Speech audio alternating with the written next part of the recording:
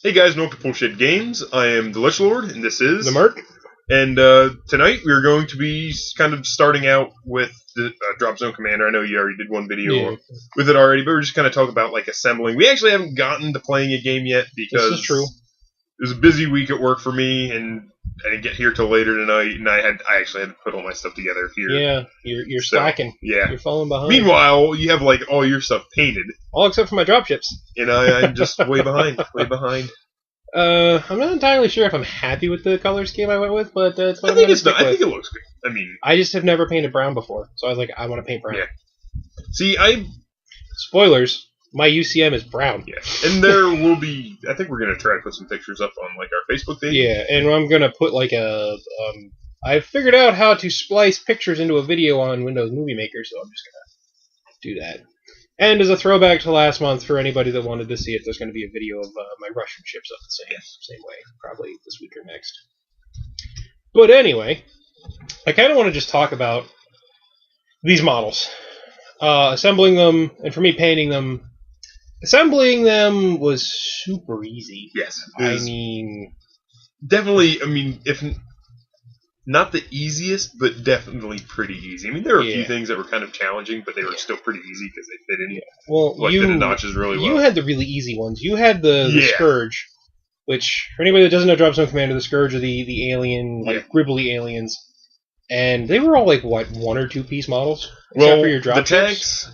The tanks were 2, like the main tanks. Mm-hmm. They had a turret, and that was it. You put the turret on. Mm-hmm. And there was the transport carrier. Yeah. And that just had a bottom you have to put on, which is cake.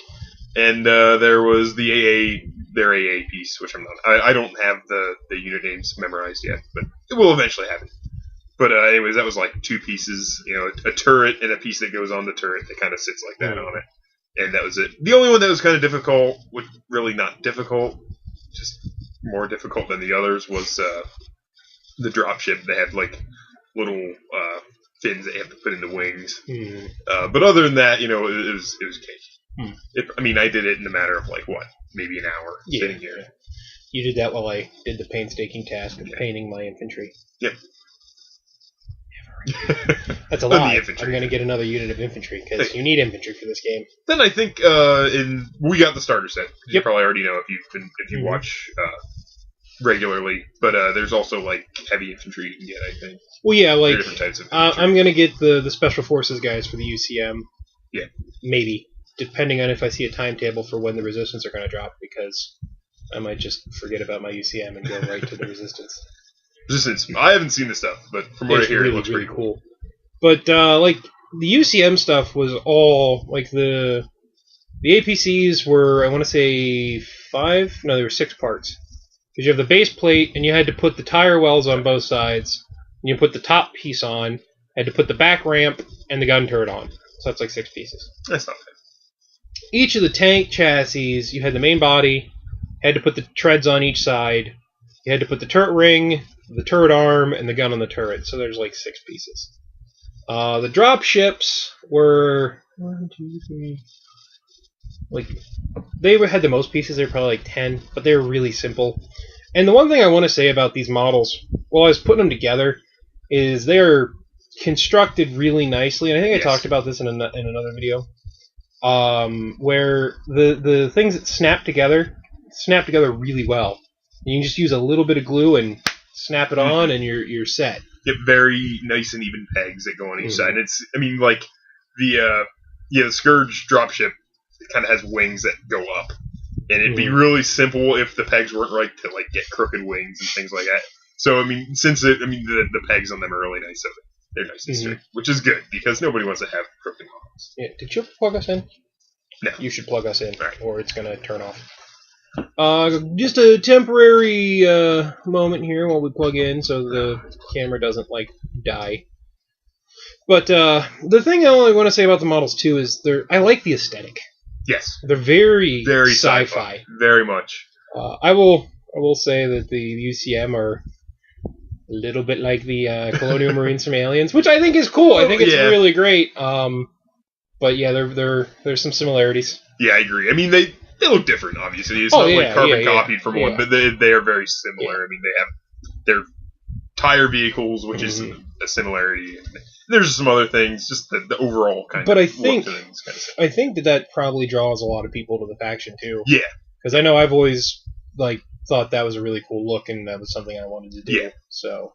And I mean, their main enemy is the main enemy of everybody is the Scourge, but they're especially at odds with each other because the Scourge kind of destroyed Earth.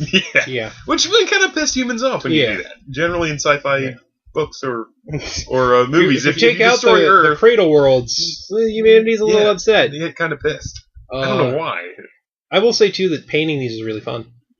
I have almost everything painted now except for my 3 dropships. Which there was a couple instances tonight that told me it's time to take a break from painting for a day or two. Spilled a pot of paint. That was depressing. Almost spilled the paint water I had and tipped my paintbrush rack over. So I'm going to take a day off of painting and then come back to it. But too much painting can be bad. You don't want to burn yourself out on it. The nice thing is, though, with these models and with the Dystopian Wars beforehand, I never get to that point where I'm like, God, I don't want to do this anymore. Yeah, I agree. Yeah. I mean, you just get, tired physically after a while. Just I don't feel like it's never to the point where it's like I just don't want to do this. And the cool thing too is, at least in the starter box, the 2-player battle box for this game, they give you basically the starter sets for the UCM and the Scourge. Yes. So you get an infantry section, you get a tank section, and you get an AA section. You get dropships. Yeah, which in the game, once you get into bigger points, you can run the AA and the tank section as a single armor group instead of splitting them up.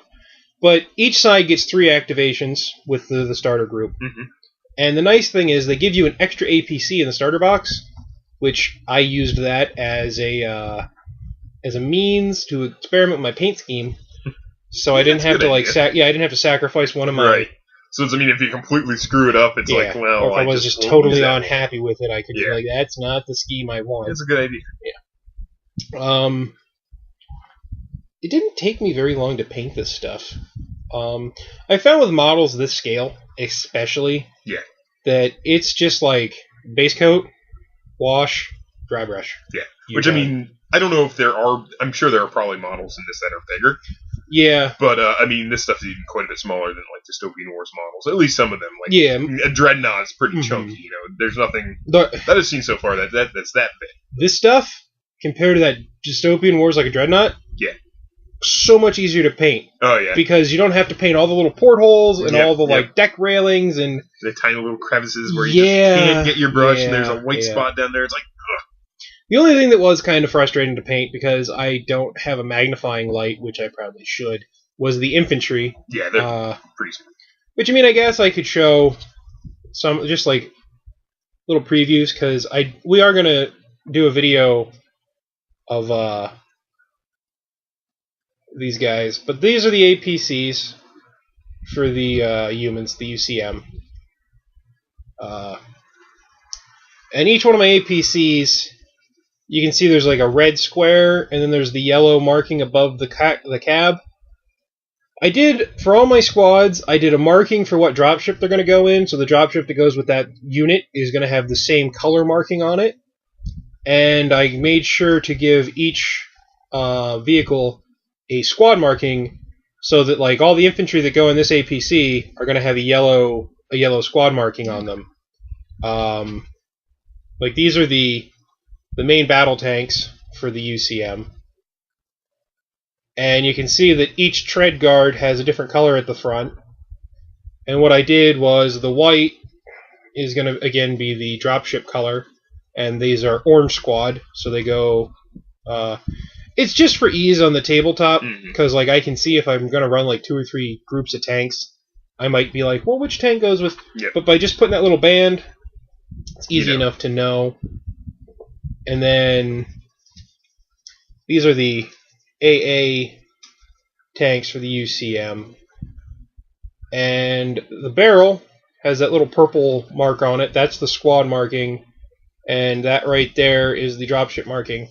I try to keep it consistent with all my models, so the dropship band is on that front part for all the tanks, just to Yeah, it's a good idea. And then these aren't pretty. Tiny I'm not infantry. gonna lie, they're not pretty.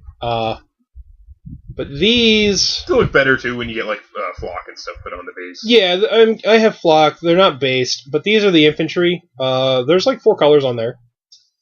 So to me, that's good.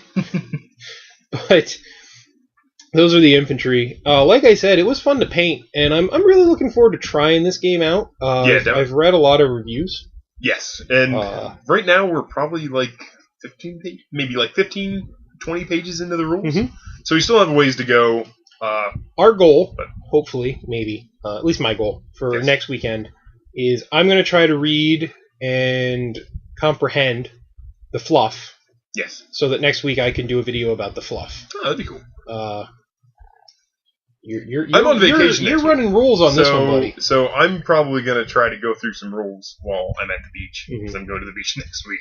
So I'm probably going to try to finish the book and you get a good idea how it works.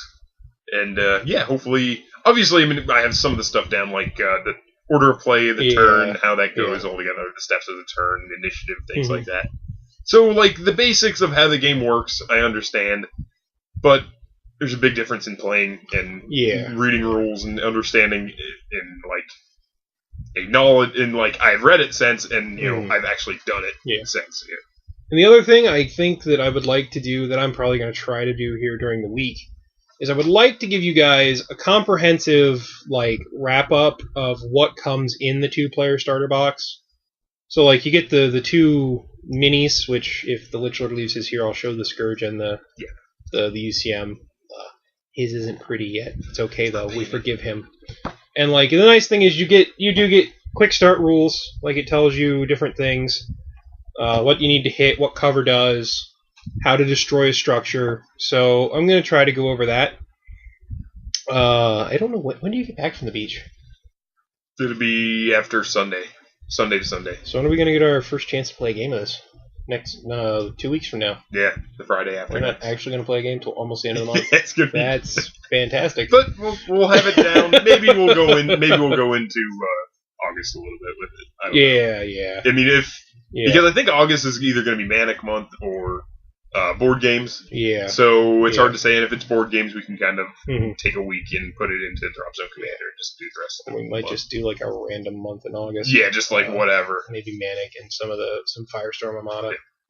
Because right now, August is going to be a weird month because school starts back up.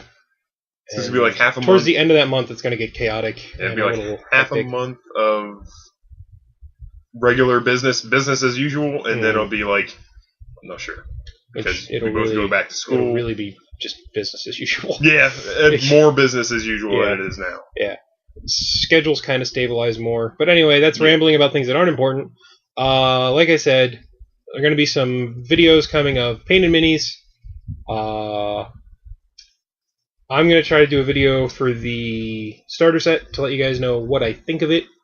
Which, I mean, I thought it was pretty cool. Yeah, I think it's pretty nice. And I'll explain to you why I think it's a nice starter set. And towards the end of the week, I'm going to try to throw a video up regarding the fluff. Cool. So that's going to do it for us. Sorry it wasn't a more exciting video, but it's just the way it turned out. Yeah. And we're going to see you next time here at Bullshit Games.